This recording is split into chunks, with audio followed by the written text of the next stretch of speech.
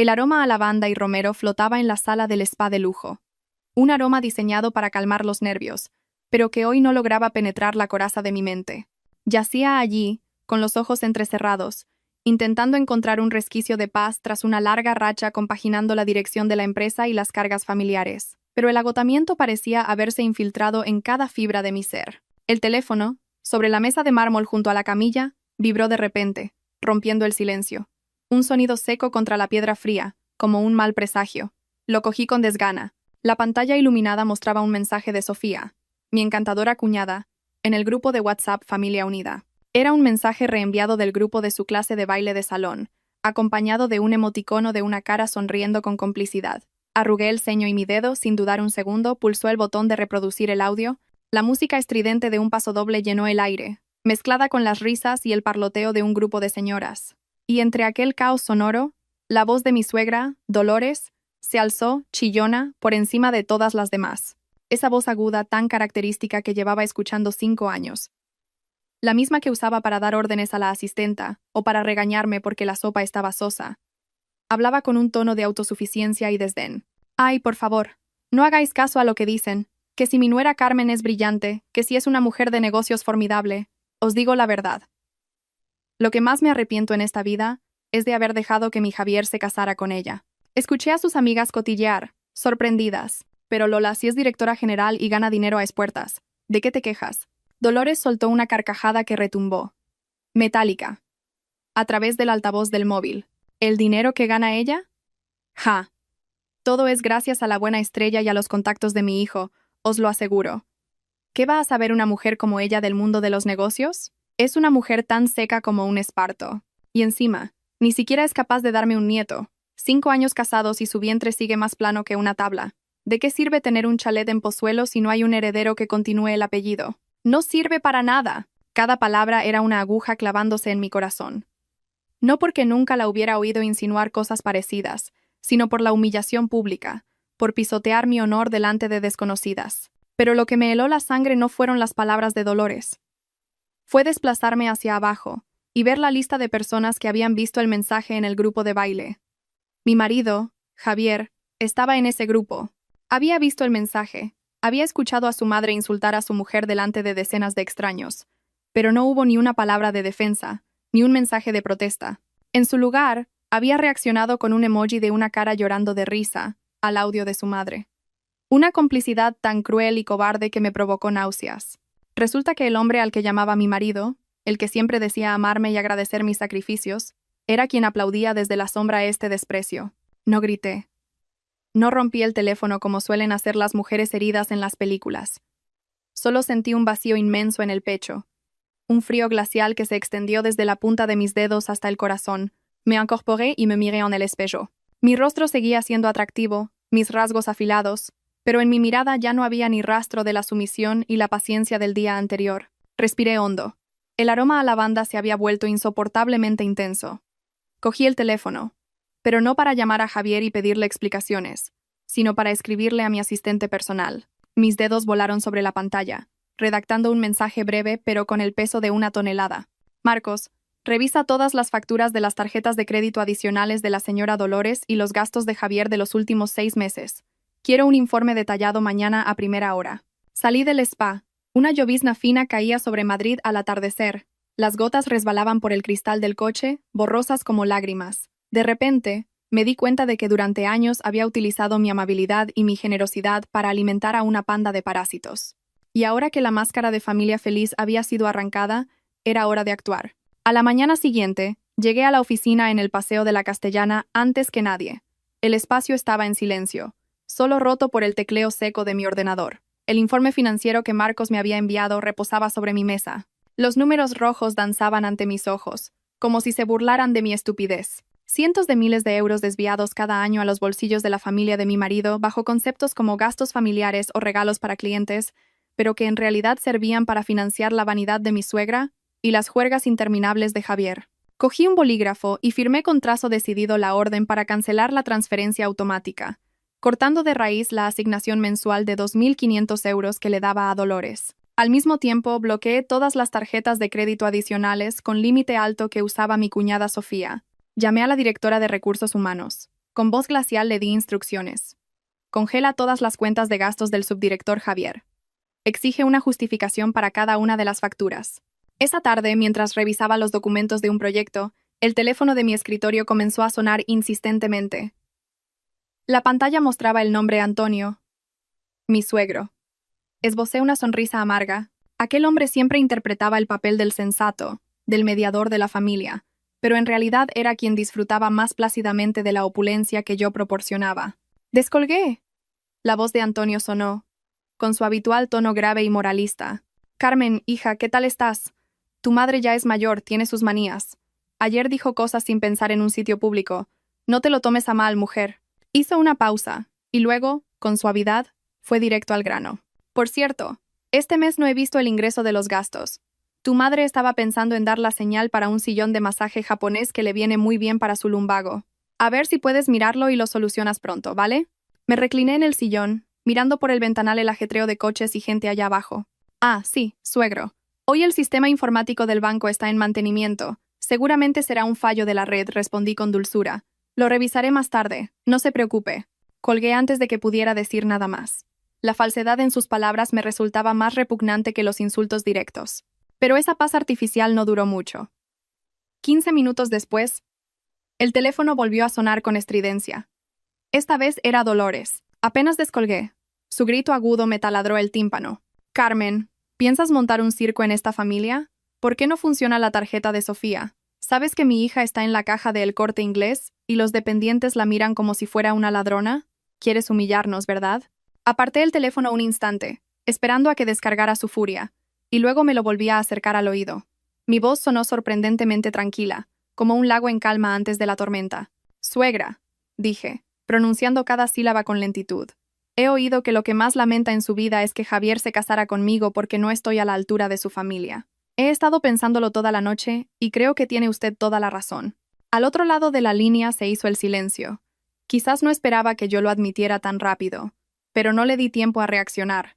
Así que, para que lamente un poco menos su decisión, he decidido cortar esa asignación. Así no tendrá que sentirse obligada a gastar el dinero de una nuera tan detestable e inútil. Lo hago para ayudarla a vivir en paz con su conciencia, para preservar el honor de nuestra familia. Dolores balbuceó. Su respiración agitada por la ira se oía a través del altavoz. Tú, maleducada, ¿cómo te atreves a hablarle así a tu suegra? No creas que por tener dinero puedes hacer lo que te dé la gana. La interrumpí. Mi voz se volvió dura como el hielo. Si tengo dinero o no, es gracias al sudor de mi frente. Pero que usted conserve su dignidad o no, dependerá de su actitud. A partir de ahora, suegra, se acabó el cajero automático sin emociones. Colgué de forma tajante y dejé caer el teléfono sobre la mesa. La inmensa oficina se quedó en un silencio extraño. Me miré las manos, esas manos que se habían desvivido por ellos, cuidando cada comida, cada detalle, y ahora temblaban ligeramente. No de miedo, sino de la euforia de, por primera vez en 5 años, haberme atrevido a erguirme, a quitarme la máscara de docilidad para enfrentarme a la cruda avaricia de quienes una vez llamé familia. No volví a casa después de aquella tormentosa llamada. En su lugar, me reuní con mi abogado, Sergio, en una cafetería tranquila cerca del chalet. Sergio era un antiguo compañero de la universidad y el asesor legal en quien había confiado en secreto desde que empecé a notar irregularidades en las cuentas de la empresa. Ver la carpeta con las escrituras de la propiedad y los bienes inmuebles, a mi nombre sobre la mesa, me produjo una extraña mezcla de amargura y seguridad. Aquella casa representaba 10 años de mi juventud, el sudor de mi frente. Era el lugar donde había cuidado cada flor, elegido cada plato. Y ahora tenía que recurrir a la ley para poder entrar en mi propio hogar. Exactamente a las 5 de la tarde, llegué con Sergio y 3 guardaespaldas corpulentos vestidos de negro a la puerta del chalet. La verja de hierro forjado se abrió con un chirrido, como un largo y cansado suspiro. La escena en el salón era un insulto al buen gusto. En la televisión de pantalla gigante, una comedia zafía a todo volumen. Sofía, tumbada en el sofá de diseño italiano, con una mascarilla de oro de 24 quilates que yo había comprado la semana anterior, se reía mientras navegaba por su móvil. A su lado, Dolores saboreaba tranquilamente una taza de té, con un plato de cerezas del Jerte, de las que cuestan una fortuna el kilo, frente a ella. Nuestra aparición repentina congeló el ambiente. Sofía se incorporó de un respingo. La mascarilla dorada se le cayó al regazo. Dolores dejó la taza sobre la mesa con tanta fuerza que el té se derramó. manchando el mantel blanco. Se puso en pie de un salto, señalándome con el dedo, con su voz chillona. ¿Qué demonios es esto, Carmen? ¿Traes a extraños a casa para amenazar a alguien? ¿O es que quieres rebelarte? ¿Quieres que llame a Javier para que te ponga en tu sitio? No respondí de inmediato. Me acerqué con calma, cogí una servilleta de papel y limpié la mancha de té. Mis movimientos eran tan lentos y serenos que ella, desconcertada, retrocedió un paso. Levanté la vista. Mi mirada ya no era la de la mujer sumisa de siempre, sino fría como un lago en invierno. No hace falta que llame a Javier, suegra. Él también está ocupado recogiendo sus cosas en la oficina. Y aquí, he vuelto para cumplir su deseo. Dijo que se arrepentía de que su hijo se casara conmigo. Así que voy a ayudarla a enmendar su error. A partir de este momento, usted y toda su familia ya no tendrán que soportar vivir en la casa de esta nuera detestable. Sergio dio un paso al frente y colocó la escritura de la propiedad y una notificación de desahucio sobre la mesa de cristal. Su voz, grave y firme, resonó en la sala. Buenas tardes, señora. Soy el abogado de doña Carmen. Este chalet es propiedad exclusiva de mi clienta. Les ruego a usted, a su marido y a la señorita Sofía, que recojan sus efectos personales y abandonen la propiedad en un plazo de 3 horas. Transcurrido ese tiempo, procederemos al cambio de cerraduras y al precinto de los bienes. Cualquier intento de permanecer en la vivienda será considerado allanamiento de morada. ¿Qué? ¿3 horas? ¡Estás loca!, gritó Sofía, con la cara roja de ira. Se abalanzó para coger el papel, pero uno de los guardaespaldas se interpuso. Dolores temblaba, pálida como un fantasma. Se aferró al respaldo de un sillón, balbuceando: La casa. La casa es de mi hijo.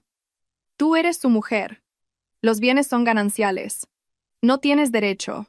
La miré directamente a los ojos, con una sonrisa amarga. ¿Ya no se acuerda, suegra? Antes de la boda, fue usted quien me obligó a firmar capitulaciones matrimoniales con separación de bienes para evitar que le sacara el dinero a su hijo. Esta casa la compré con la herencia de mi madre y con los beneficios de mi primer negocio.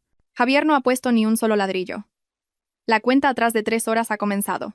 Mientras ellos, presas del pánico, llamaban a Javier y empezaban a llorar a gritos, yo subí tranquilamente al piso de arriba. Entré en el despacho de Javier, un lugar al que siempre me había prohibido el paso con la excusa de la confidencialidad laboral. Con la intuición de una mujer traicionada y la agudeza de una empresaria, sabía que allí se escondían los secretos que él no quería que nadie conociera. Aprovechando el caos de abajo, entre gritos y el ruido de objetos siendo arrojados a las maletas, coloqué rápidamente un micrófono diminuto debajo del escritorio y copié los datos de su ordenador personal en un pendrive. 3 horas pasaron en un suspiro. Cuando bajé, el salón parecía haber sido arrasado por un huracán. Maletas de marca se amontonaban por todas partes. Sofía todavía intentaba meter a la fuerza varios frascos de perfume en su bolso, lloriqueando y maldiciendo. Me apoyé en la barandilla de la escalera, observando cómo salían arrastrando sus pertenencias, desaliñados y patéticos. No sentí ni una pizca de compasión. La amabilidad mal empleada es una crueldad hacia uno mismo, una lección que me había costado 5 años de mi juventud aprender. La pesada verja de hierro se cerró, cortando por completo mi vínculo con aquellas personas que acababan de ser expulsadas del paraíso que daban por sentado. Me quedé junto a la ventana del segundo piso, mirando la calle iluminada por las farolas amarillentas. Las figuras de los 3, Antonio, Dolores y Sofía, se acurrucaban en la acera, perdidos entre un montón de equipaje, sin el coche de lujo que los llevaba a todas partes, sin un chofer que les hiciera una reverencia. Parecían diminutos y desdichados ante la fría indiferencia de la ciudad nocturna. Vi a Javier llegar a toda prisa en una scooter. La vieja moto que solía tener abandonada en el garaje era ahora su único medio de transporte. Gesticulaba frenéticamente, moviendo los brazos, como si intentara explicar algo, pero la única respuesta que obtuvo fue una sonora bofetada de su madre. Me di la vuelta y corrí las cortinas, impidiéndome seguir contemplando aquella escena tragicómica. La enorme casa se sentía de repente extrañamente espaciosa. El eco de mis pasos sobre el suelo de mármol sonaba solitario, pero libre. Más tarde, por el relato de un conocido que se los encontró por casualidad, supe que aquella noche fue una auténtica pesadilla para ellos. Acostumbrada a su falsa apariencia, Dolores insistió en que Javier les alquilara una habitación en un hotel de 4 o 5 estrellas. No podía soportar la idea de meterse en un lugar de medio pelo. Pero, ¡ay! Las tarjetas de crédito estaban bloqueadas y apenas les quedaba efectivo después de sus compras desmedidas. Javier llamó a todo el mundo pidiendo dinero prestado, pero sus amigos le daban largas al enterarse de que lo habían despedido. Finalmente, cuando la noche se hizo más oscura y el frío empezó a calarles los huesos, tuvieron que aceptar la cruda realidad. El taxi los dejó frente a una pensión lúgubre en un callejón estrecho y sinuoso, donde el olor a basura y a alcantarilla era insoportable. Dolores, nada más bajar del coche y ver el letrero de neón parpadeante, se llevó las manos al pecho y vomitó. «¡No entro ahí! Antes muerta que meterme en esa posilga. ¡Llévame a casa! ¡Llévame al chalet ahora mismo!», gritó. Pero las puertas del chalet estaban cerradas, y la llave la tenía yo. Tuvieron que compartir 2 habitaciones estrechas y húmedas, con sábanas de un color amarillento indefinido y un aire viciado por el olor a tabaco rancio de huéspedes anteriores. Sofía, la princesita a la que yo había servido en bandeja de plata, ahora se acurrucaba en una silla de plástico, llorando y sonándose la nariz, mientras no paraba de llamar inútil a su hermano. Mientras tanto, yo estaba sentada a solas en mi propio salón, con una suave música instrumental de fondo. Me serví una copa de Rioja, ese vino que Javier siempre decía que era demasiado ácido, que prefería las cañas de bar. Di un sorbo. El sabor astringente en la lengua se transformó en un dulzor final en la garganta. Fui de habitación en habitación, recogiendo todo lo que habían dejado atrás. Las fotos de una familia falsa, la ropa vieja, los adornos de mal gusto que Dolores había insistido en colocar. Todo fue a parar a grandes bolsas de basura negras. Cada objeto desechado era un recuerdo que borraba, una limpieza de los años que viví agachando la cabeza. No sentía alegría ni satisfacción, solo una profunda melancolía por la fragilidad de las relaciones humanas, por mi propia ingenuidad de antaño. A la mañana siguiente, no me despertó la alarma, sino una cascada de notificaciones del móvil. Al abrir los ojos, me encontré con cientos de avisos de WhatsApp y Facebook. La familia de mi exmarido, después de una noche de horror en aquella pensión, parecía haber recuperado los ánimos para lanzar una nueva ofensiva, una guerra sucia en las redes. Se había creado un nuevo grupo de WhatsApp llamado Primos y Tíos de la Familia, que reunía a tías, tíos y primos de todas partes. Me habían añadido sin que me diera cuenta. Lo primero que vi fue un larguísimo mensaje de voz de una tía segunda, una mujer que solo me llamaba una vez al año para pedirme dinero para reformar su casa del pueblo. «Carmen, sobrina, te digo la verdad. Lo que has hecho no tiene nombre. Una mujer casada debe seguir a su marido. Si tu suegra te dice 4 cosas, es por tu bien. ¿Cómo has podido echar a tus suegros a la calle en plena noche? ¿No temes al karma?». A continuación, la voz grave y paternalista de un tío. «Las nueras de hoy en día son unas descaradas. La casa es de los dos. Tu marido se ha matado a trabajar durante años. Y ahora tú, porque tienes un poco de dinero, ¿te crees la reina del mambo? Más te vale ir a recoger a tus suegros, arrodillarte y pedir perdón. Con suerte, la familia te perdonará». Y eso no era todo. En su perfil de Facebook, Dolores había publicado una foto suya sentada en la cama de la pensión, con el pelo revuelto y los ojos rojos, mirando al infinito. El texto era de un dramatismo absoluto. «Toda una vida sacrificándome por mis hijos y nietos, para que en mi vejez, mi nuera me robe la casa y me eche a la calle. ¿Acaso el cielo no ve esta injusticia?». Debajo, una avalancha de comentarios de justicieros del teclado que, sin conocer la historia, me insultaban con las palabras más hirientes. «Arpía», «desalmada», «a este tipo de mujeres hay que repudiarlas». Leí cada mensaje, cada comentario, con una calma sorprendente. La Carmen de antes se habría puesto a temblar, habría llamado llorando para explicarse, pero la Carmen de hoy solo sentía que todo aquello era ridículo. Usaban la moral para atarme, la palabra respeto para enmascarar su avaricia. Creían que me asustaría el qué dirán. Pero se equivocaban. Cuando acorralan a una persona, el falso honor no significa nada comparado con la cruda verdad. No discutí. No me justifiqué. Abrí el archivo de audio del otro día. Recorté el fragmento en el que Dolores me insultaba a voz en grito en su clase de baile, el trozo en el que se jactaba de aprovecharse de mí y me despreciaba por no poder tener hijos. Con un simple toque, envié ese audio directamente al grupo de WhatsApp familiar, acompañado de un mensaje corto y afilado. «Queridos tíos y tías, os envío un pequeño fragmento de los verdaderos sentimientos de mi suegra. Creo que el respeto filial consiste en cuidar de los padres, no en alimentar su desprecio y su afán de aprovecharse. He presentado la demanda de divorcio y estoy iniciando acciones legales para reclamar la devolución de los 500.000 euros que vuestra familia ha pedido prestados y gastado en los últimos 5 años. Cualquiera en este grupo que aún conserve mi dinero o que haya recibido fondos de Javier sin la documentación adecuada, que se prepare para testificar ante el juez. Gracias». Apenas enviado el mensaje, el grupo, hasta entonces un hervidero de cotilleos, enmudeció, como si alguien hubiera cortado las cuerdas vocales de todos a la vez. Nadie se atrevió a decir ni pío. Los que minutos antes me daban lecciones de moralidad, ahora seguramente sudaban frío al oír las palabras juez y 500.000 euros. El frágil velo de la moralidad se había rasgado, dejando al descubierto una verdad cruda y fea. Sonreí, salí del grupo, bloqueé todos los números desconocidos y empecé mi nuevo día. Esa mañana, desde la entreplanta, observaba el gran vestíbulo del edificio corporativo, donde la puerta giratoria de cristal reflejaba una luz deslumbrante. A las 9 en punto, apareció Javier. Todavía llevaba el traje de marca que le regalé por su último cumpleaños. El pelo engominado, andares arrogantes, la cabeza bien alta, como si aún fuera el todopoderoso subdirector, el dueño de la mitad de aquel imperio. Se acercó a los tornos de seguridad y pasó su tarjeta de acceso con un gesto estudiado. ¡Bip! ¡Bip! ¡Bip! El sonido de error resonó.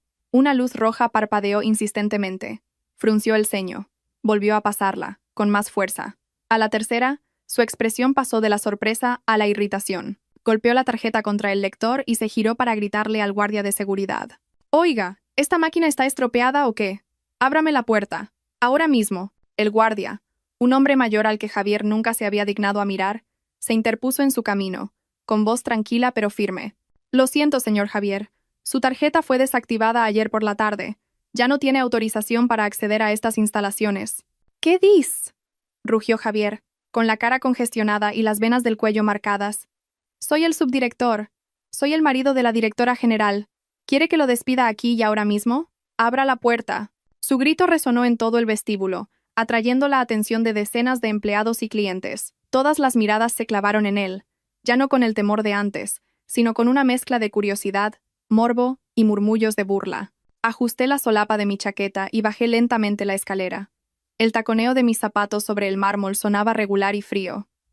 Al verme, Javier creyó ver una tabla de salvación. «Carmen, ¿qué broma es esta? Dile al guardia que me abra. ¿Pretendes humillarme delante de todo el personal?» Me detuve en el último escalón, manteniendo una distancia suficiente para que no pudiera tocarme, pero lo bastante cerca para que viera el desprecio en mis ojos. Hice una seña a la directora de Recursos Humanos. La señora López se acercó, sosteniendo una carta con el sello rojo de la empresa, y leyó en voz alta, en medio del vestíbulo. Con base en los estatutos de la compañía y el acta de la reunión del Consejo de Administración de esta mañana, la empresa ha decidido despedir al señor Javier García, de su puesto de subdirector, por incumplimiento grave del Código Financiero, causando pérdidas económicas y dañando la reputación de la empresa. Se requiere al señor García que devuelva todos los activos de la compañía y abandone el edificio de inmediato. Cada palabra fue una bofetada en la cara de Javier, delante de todo el mundo. Se quedó paralizado. Su rostro pasó del rojo al blanco ceniza, la boca abierta, incapaz de articular palabra. Su falso honor, la fachada de éxito que tanto se había esforzado en construir, se desvaneció en un instante. Miró a su alrededor y vio a sus antiguos empleados, a quienes había humillado y presionado, mirándolo ahora con una mezcla de satisfacción y lástima. «Carmen, ¿te atreves?», balbuceó Javier, con la voz temblorosa, una mirada suplicante y resentida dirigida hacia mí. Pero no le dejé terminar. Me di la vuelta con frialdad y me alejé, dejando tras de mí una frase, dicha en voz baja, pero con el peso de una sentencia. «Ya no es empleado de esta empresa. Si continúa alterando el orden, que el equipo de seguridad proceda según el protocolo». 2 guardias de seguridad corpulentos se acercaron al instante, lo sujetaron por los brazos y lo sacaron a la fuerza, como si arrastraran una bolsa de basura. La puerta de cristal giró y se cerró, separando 2 mundos. Dentro, el orden y la autoridad de la razón y el poder. Fuera, bajo un sol implacable, Javier se quedó solo, con el traje arrugado, la viva imagen de un fracasado que empezaba a pagar el precio de su traición. Tras el vergonzoso espectáculo en el vestíbulo, accedí a darle a Javier una última oportunidad de entrar en la sala de juntas, no por un viejo sentimiento, sino para llevar a cabo el traspaso de responsabilidades obligatorio ante el Comité de Control y los abogados. Quería que viera con sus propios ojos el precio de su traición, no que recibiera una simple carta de despido por correo. Javier entró en la sala, con el traje arrugado y la corbata torcida, intentando salvar las apariencias con un caminar forzadamente erguido, pero sus ojos, que se movían nerviosos por la habitación, delataban el miedo que anidaba en su interior. Yo estaba sentada en la cabecera de la mesa, con las manos entrelazadas sobre la fría madera de roble, observando al hombre con el que una vez compartí mi vida como si fuera un acusado esperando su sentencia. Javier se sentó frente a mí.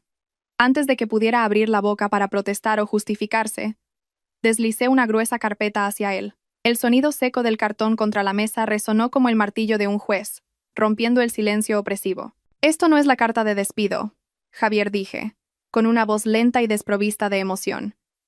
Esto es un billete de ida a la comisaría si no cooperas. Ábrelo y mira cada página. Revisa las hazañas que has logrado en los últimos 3 años bajo la máscara de subdirector leal. Javier esbozó una sonrisa burlona y con manos temblorosas abrió la primera página.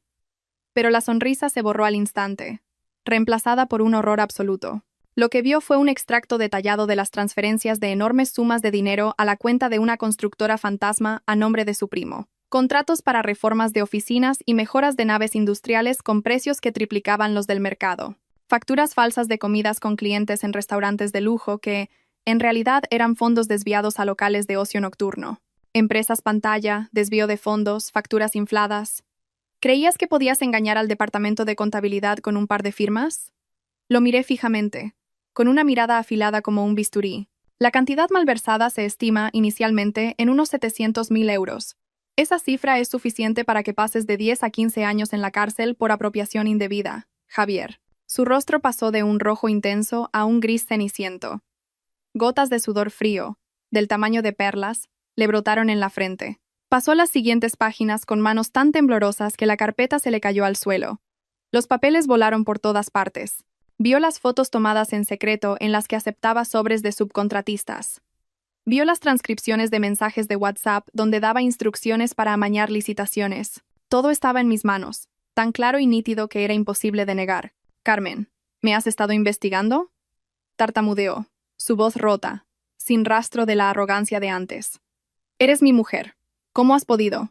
¿Por qué me tratas con esta crueldad? Somos marido y mujer. Me levanté y caminé lentamente hacia la ventana. La ciudad bullía abajo.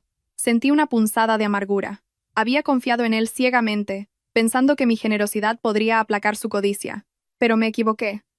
La bondad mal dirigida crea monstruos, y el monstruo ahora mismo estaba mostrando su verdadera cara. Precisamente porque éramos marido y mujer te he dado la oportunidad de sentarte aquí a ver esto.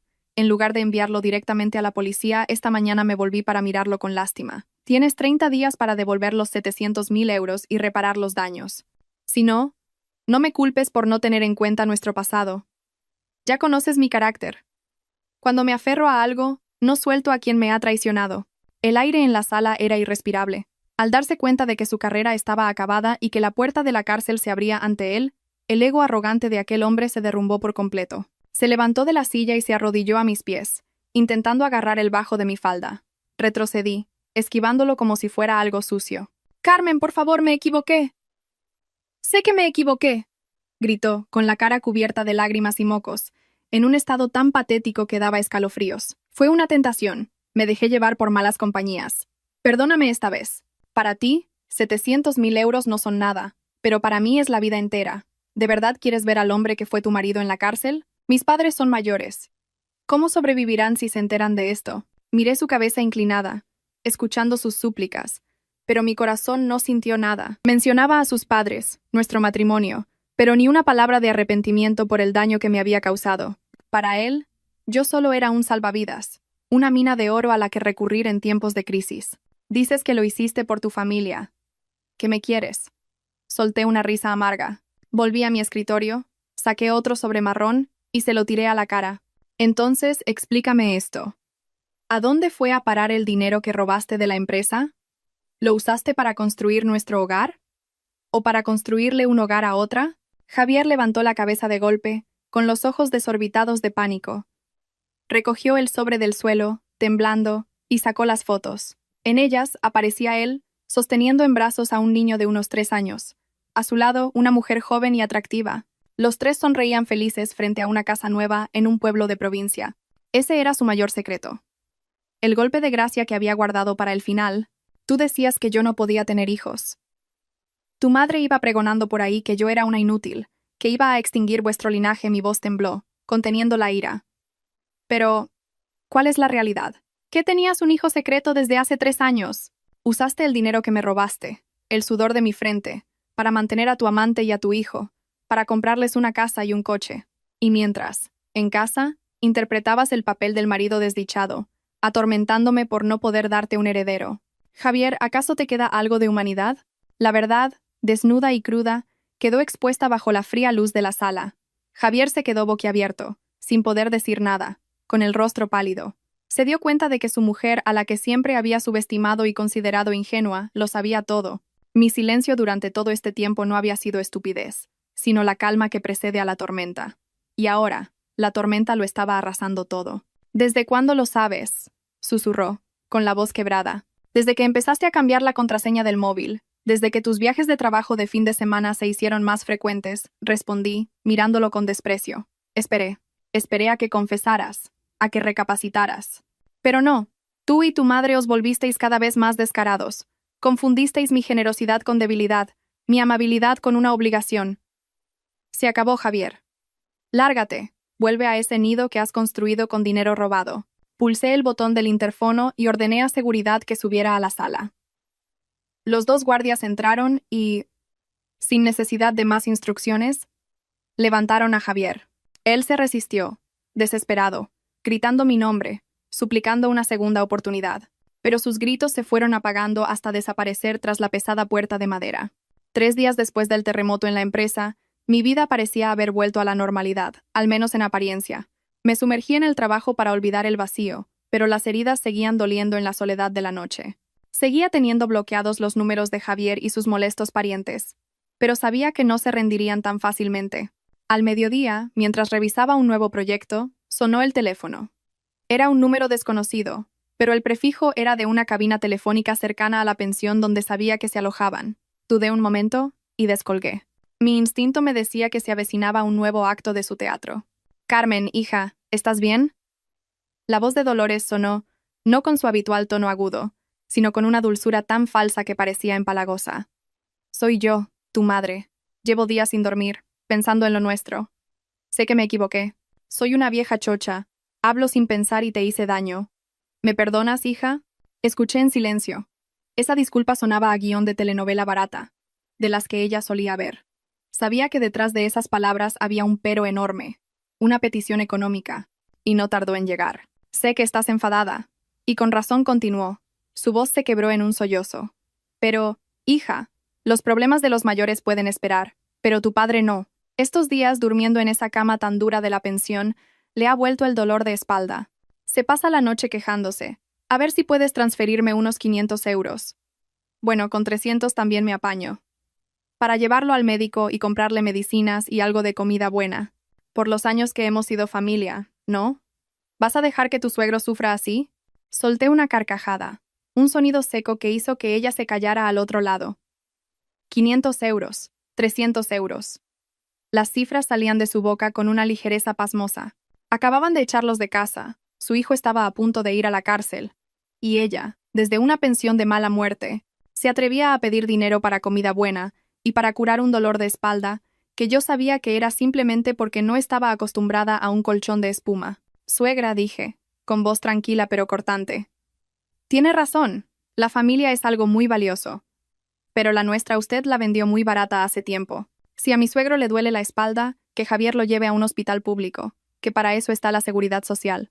Él es su hijo mayor, su gran orgullo, ¿no? Javier está desorientado, no tiene dinero, tartamudeó Dolores. El dinero que se gastó en mantener a su amante y al nieto que usted tanto anhelaba la interrumpí, lanzando el golpe final. No finja que no lo sabe. Su nieto es un niño precioso. Debería volver al pueblo y pedirle a la madre del niño que la cuide y le dé dinero. Porque yo soy la nuera que no puede tener hijos. Mi dinero es el sudor de mi frente, no calderilla para repartir por ahí. Tenga un poco de amor propio. La línea enmudeció. Solo se oyó un resoplido de rabia. La dulzura fingida se había evaporado. Intentó empezar a insultarme, pero colgué rápidamente. Arranqué el cable del teléfono fijo y me recosté en la silla. Ya no sentía dolor, solo una profunda lástima. Aún no habían aprendido. Aún creían que podían usar un poco de chantaje emocional para sacarme dinero. Pero se les olvidaba que, cuando la confianza muere, cualquier súplica se vuelve absurda y patética. Como no consiguieron dinero, la bestia herida empezó a atacar a ciegas. Lo esperaba, pero no imaginé que Dolores actuaría tan rápido y de forma tan ruin. Solo un día después de la llamada fallida, empezaron a circular rumores maliciosos sobre mí por el antiguo barrio y, sobre todo, en su club de baile de salón, el escenario donde antes presumía de su riqueza.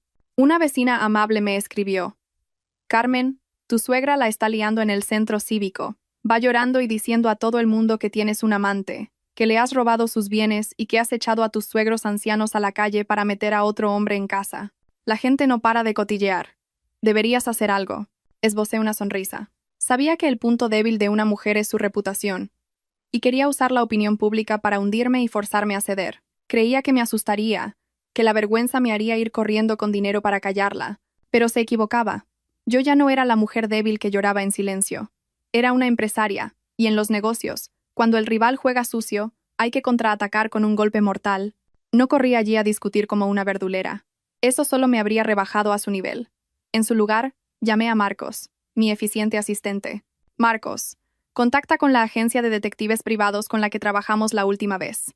Necesito que extraigan todas las grabaciones de las cámaras de seguridad de la cafetería de la esquina y de varias pensiones de las afueras de los últimos 3 meses. Que se centren en los días que la señora Dolores iba a sus ensayos. Marcos dudó. Jefa, ¿piensa hacer público lo suyo con el profesor de baile? ¿No es un poco cruel? ¿Cruel? Reí amargamente, mirando las nubes negras que se acumulaban fuera. Comparado con que ella quiera arrinconarme y manchar mi honor para extorsionarme, sacar la verdad a la luz es solo legítima defensa. Si le gusta jugar a la víctima moral, le enseñaré cuál es el precio de tener una doble vida.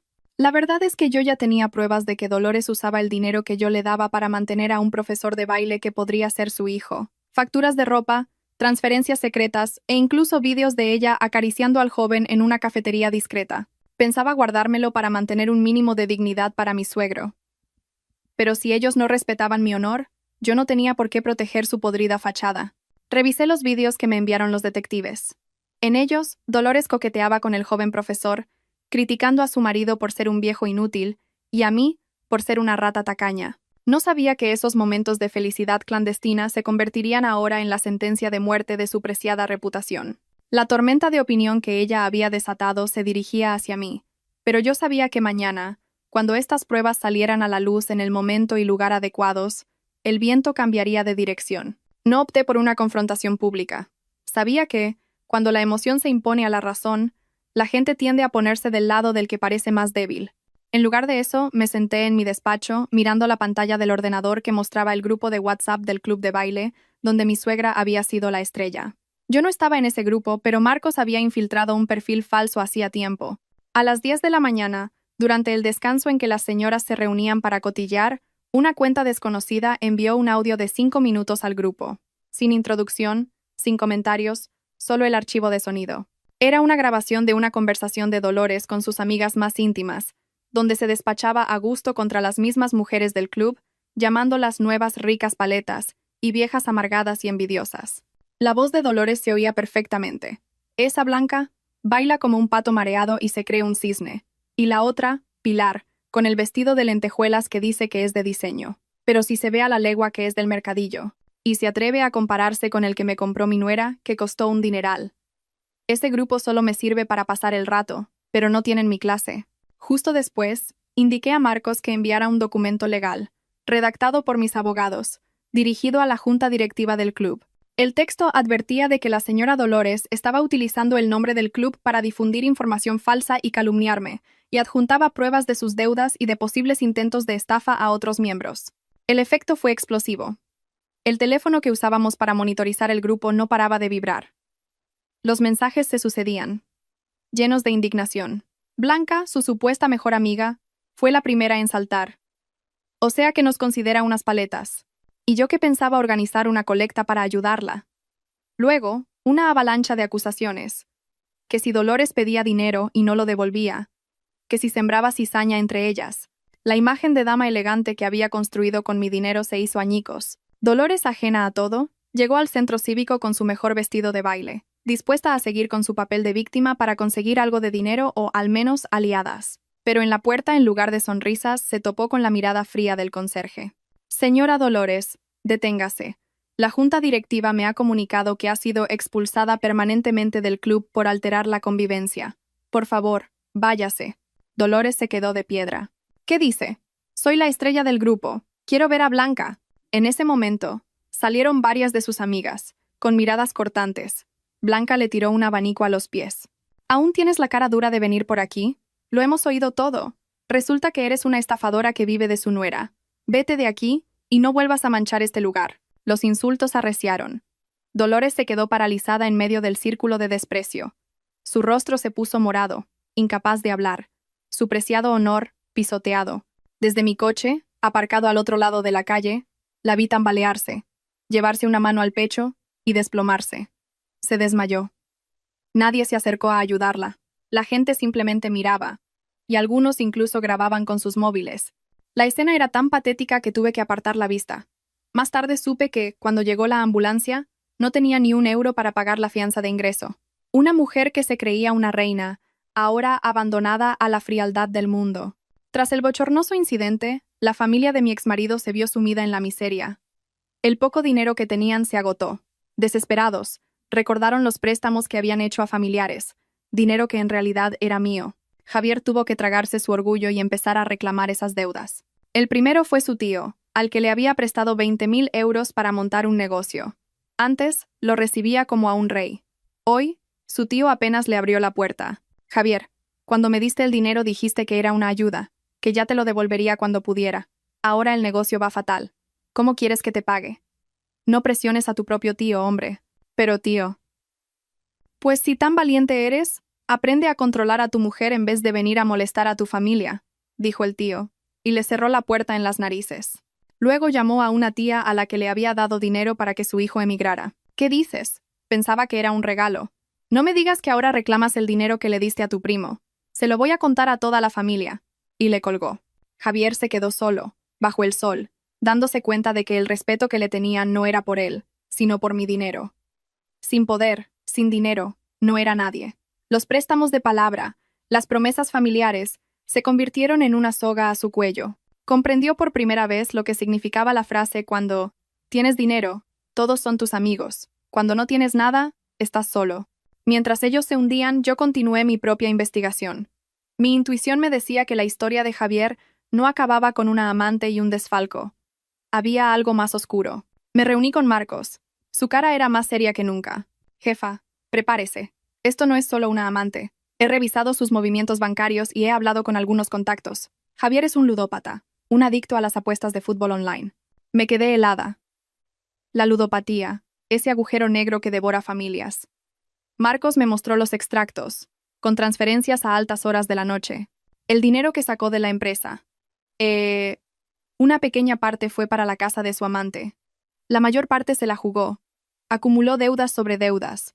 Pero lo peor estaba por llegar, la verdad sobre el nieto heredero. Marcos me entregó una fotocopia de una prueba de ADN. La conclusión era clara. La amante de Javier, Verónica, es en realidad otra víctima, o más bien, una cómplice. El niño no es hijo de Javier. ¿Qué? Javier sabe desde hace tiempo que es estéril por su estilo de vida. Pero para seguir sacándole dinero, para tener una excusa con la que presionarla, se compinchó con ella. Aceptó al niño como suyo para montar un teatro delante de su madre. Dolores quizás lo sabía, o quizás no, pero se sumó a la farsa para hacerla sentir culpable a usted por no tener hijos. Sentí que me ahogaba. Todo había sido una obra de teatro cutre, construida sobre mentiras y una avaricia sin límites. No solo me habían engañado en lo sentimental y en lo económico, sino también con la sangre, con la conciencia. Recordé a Dolores llamándome árbol sin fruto, a Javier fingiendo tristeza por no tener descendencia. Todo para convertirme en una mina de oro para pagar sus deudas de juego. Una tarde de lluvia, la recepcionista me anunció que una mujer llamada Verónica insistía en verme, diciendo que era familia de Javier. La hice pasar a una sala de reuniones. Entró una chica joven, muy maquillada pero con una ansiedad visible. Llevaba un vestido caro, pero sus zapatos estaban manchados de barro. ¿Tú eres Carmen?, preguntó, intentando sonar desafiante. Vengo a hablar contigo. Javier me ha dicho que lo estás acorralando, que no puede pasarnos la pensión. Los niños no tienen la culpa de nada. La dejé hablar, mientras yo sorbía tranquilamente mi té. Cuando vi que empezaba a ponerse nerviosa, le deslicé 2 papeles por la mesa. Uno era la denuncia penal contra Javier por apropiación indebida. El otro, el resultado de la prueba de ADN. Mira esto. Tu generoso amante está a un paso de la cárcel, con una deuda de 700.000 euros. Y en cuanto al niño, creo que tú sabes mejor que yo quién es su padre. El rostro de Verónica se descompuso. ¿Cómo? ¿Cómo tienes esto? ¿Javier lo sabe? Él no lo sabe. O quizás sí. Y simplemente te ha utilizado para sacar dinero. ¿Creías que te quería? Se quiere a sí mismo. Está ahogado en deudas de juego. Tú y el niño solo erais sus peones. Ahora que va a ir a la cárcel, ¿crees que le quedará dinero para mantenerte? Verónica se derrumbó, llorando. Se dio cuenta de que solo era una víctima más de su farsa. ¿Qué? ¿Qué hago ahora? Me preguntó suplicante. Sé mi testigo, respondí. Cuenta todo el dinero que te dio. Todo lo que compró con el dinero robado. Si cooperas, no presentaré cargos contra ti por beneficiarte de un delito. Elige. O te pones del lado de la verdad, o te hundes con el barco de Javier. Verónica asintió, aferrándose a la prueba de ADN como si fuera un salvavidas. Esa noche, al volver a mi nuevo apartamento, vi una figura encorvada junto a la entrada del edificio. Era Javier. Desaliñado, con barba de varios días, la ropa arrugada, sostenía un ramo de rosas, pero no de las caras que solía regalar, sino un pequeño ramo comprado a un vendedor ambulante, con los pétalos ya mustios. Al verme, se le iluminó la cara. Carmen, has vuelto. Te estaba esperando. He visto estas flores y me he acordado de ti. Miré el ramo marchito, y luego sus ojos, que intentaban ocultar el miedo y el cálculo. ¿Qué haces aquí?, pregunté, sin coger las flores. Carmen, no seas tan fría. Sé que me equivoqué. Estoy arrepentido. Te echo de menos la comida que preparabas, nuestra casa. Perdóname. Dejaré el juego, dejaré a Verónica. ¿Empezaré de cero? ¿Seré un buen marido? Mirei, una risa amarga. ¿Empezar de cero? ¿Crees que la vida es un videojuego? ¿Echas de menos mi comida o mi cuenta bancaria? ¿Nuestra casa o el chalet con el que presumías? Javier, mira esas flores. Están muertas, como nuestro matrimonio. No sigas con este teatro. Solo te hace parecer más patético. En ese momento, mi abogado, Sergio, que me estaba esperando en el vestíbulo, se acercó a nosotros. Sostenía una carpeta. Señor García, ya que mi clienta no acepta sus flores, le trae otro regalo, mucho más práctico. Le entregó la carpeta. Es la demanda oficial de divorcio y la reclamación de bienes.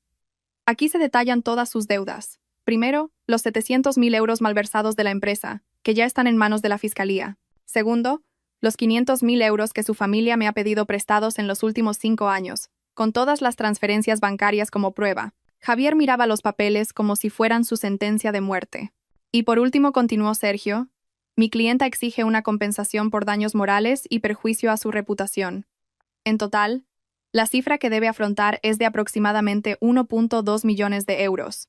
Si no puede pagar, solicitaremos el embargo de todos los bienes de su familia, incluida la parcela de la casa del pueblo que está a nombre de sus padres. Javier retrocedió, aterrorizado. Carmen, eres cruel. Me estás matando. Me acerqué a él y lo susurré. ¿Cruel? Comparado con tu madre queriendo dejarme en la calle, o contigo engañándome para mantener a otro hijo, soy bastante piadosa. Solo estoy reclamando justicia. Ahora, coge esto, vete a casa, y decidid si vendéis la tierra o la casa para pagar. Sergio le puso la carpeta en las manos y yo me di la vuelta, entrando en el ascensor sin mirar atrás. Cuando Javier llegó a la pensión con la noticia, el caos se desató. La cifra de 1.2 millones de euros y la amenaza de embargo de la casa del pueblo rompieron por completo la falsa unidad familiar. «Todo es por tu culpa», le gritó Antonio a Dolores. «Por tu maldita bocaza. Ahora lo perderemos todo». «Cállate, inútil», respondió ella, abalanzándose sobre él. «Tú bien que cogías el dinero cuando te lo daba. Ahora que vienen los problemas me echas la culpa a mí». «Dejad de discutir», gritó Sofía, llorando. «La culpa es de Javier, por ser un incompetente y dejarse atrapar. Os odio a todos». La discusión se convirtió en una pelea a gritos que alertó a todo el vecindario. Tuvieron que llamar a la policía para que pusiera orden. En los días siguientes, la desesperación se apoderó de ellos. Javier, con su reputación por los suelos, no encontraba trabajo en ninguna empresa. El despido por malversación era una mancha imborrable. Acabó aceptando trabajos que antes habría despreciado. Se hizo repartidor con su scooter, con un casco que le tapaba la cara para no ser reconocido, pero el trabajo físico, bajo el sol y la lluvia, le pasó factura. Un día, lo vi desde mi coche, discutiendo con un cliente que le gritaba. Él solo agachaba la cabeza, sumiso. La escasez llevó a Dolores a tomar medidas desesperadas. Se plantó frente a mi oficina, arrodillada, con un cartel que decía: «Nuera millonaria deja morir de hambre a sus suegros. Ayuda, por favor». Hizo un espectáculo, llorando y agarrándose a mis piernas cuando salí. La gente se arremolinó, algunos grabando, otros compadeciéndose. Yo me quedé quieta. Señora, le dije en voz alta para que todos oyeran, levántese. Hay cámaras y hay leyes. Este teatro no sirve de nada. Un juez decidirá quién debe qué. Soy tu madre. Yo no tengo una madre que me humilla y se gasta mi dinero con su amante. Usted dice que la dejo morir, pero ¿quién me explotó a mí durante 5 años? Me dirigí a la multitud. Si quieren saber la verdad, busquen en internet. Y ahora, por favor, déjeme pasar. Los guardias la apartaron con delicadeza. Su plan había fracasado estrepitosamente. El día del juicio, se sentaron juntos, encogidos. Las pruebas eran abrumadoras. El juez concedió el divorcio. Se confirmó que el chalet y todos mis bienes eran exclusivamente míos. En cuanto a la deuda, tras considerar la situación, el juez los condenó a devolverme 250.000 euros, una cifra menor de lo que pedía, pero una sentencia de muerte para ellos. Mi objetivo no era destruirlos, sino que asumieran su responsabilidad. Al oír la sentencia, Dolores se desmayó. Tuvieron que llevársela en ambulancia. Esa noche, Javier me llamó desde el hospital. Carmen, mamá ha tenido un pequeño derrame. Necesitamos dinero para ingresarla. Por favor. ¿Cuánto es?, pregunté fría. Son 150 euros. Bueno, si puedes, transfiere 500 para las medicinas. Me reí. Ya no soy vuestro cajero automático. Te transferiré exactamente 150 euros. Es la última limosna que recibirás de mí. Si necesitas más, vende el móvil con el que me estás llamando. Colgué y transferí la cantidad exacta, con el concepto caridad. Dolores sobrevivió, pero quedó con secuelas. La mitad de su cuerpo paralizada. La deuda y los gastos médicos aplastaron a la familia. Sin otra opción, Javier y Antonio empezaron a trabajar como peones de obra en las afueras. El hombre que vestía trajes de marca ahora cargaba sacos de cemento bajo un sol abrasador. Dolores, por su parte, consiguió un trabajo fregando platos en un restaurante nocturno. La mujer que usaba perfumes caros ahora metía sus manos agrietadas en agua sucia y grasienta. La vida los había humillado hasta reducirlos a cenizas. Mientras ellos se hundían, mi vida florecía. Reorganicé la empresa, eliminando a los parásitos que había metido Javier. Los beneficios se dispararon. Empecé a cuidarme, a viajar, a disfrutar de mi libertad. Gané un premio a la empresaria del año. En la gala, mientras sostenía el trofeo, me di cuenta de que ya no los odiaba. Eran solo una lección aprendida. Una noche de invierno, Dolores encontró en la basura una revista de negocios. En la portada estaba yo. La CEO que resurgió de sus cenizas, decía el titular. Me vio, radiante y poderosa. Se miró sus manos, sucias y agrietadas, y rompió a llorar junto al contenedor de basura. Se arrepintió, no por el dinero, sino por haber desechado un diamante para quedarse con un puñado de piedras. Pero ya era demasiado tarde.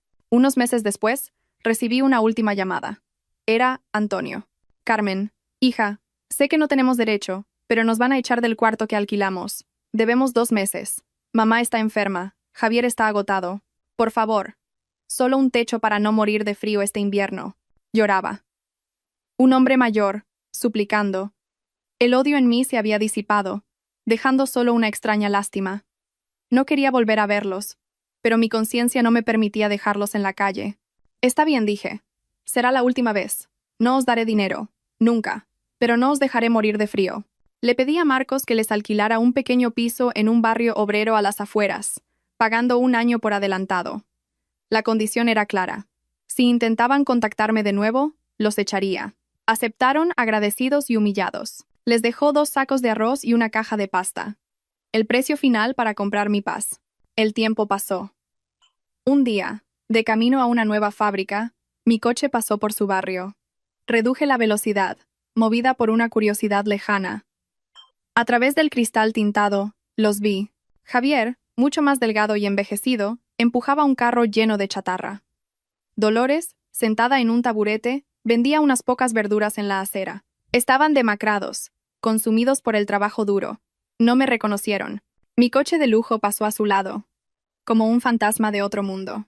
Éramos 2 líneas paralelas que nunca más volverían a cruzarse. La noche de fin de año, desde el balcón de mi ático, contemplaba los fuegos artificiales que iluminaban el cielo de Madrid. Sostenía una copa de vino, sintiendo la brisa fresca de la libertad. Mi móvil vibró. Era un mensaje de un nuevo contacto, un socio de negocios, un hombre inteligente y respetuoso. «Feliz Año Nuevo, Carmen», sonreí. Aún no estaba lista para una nueva relación, pero mi corazón ya no estaba cerrado.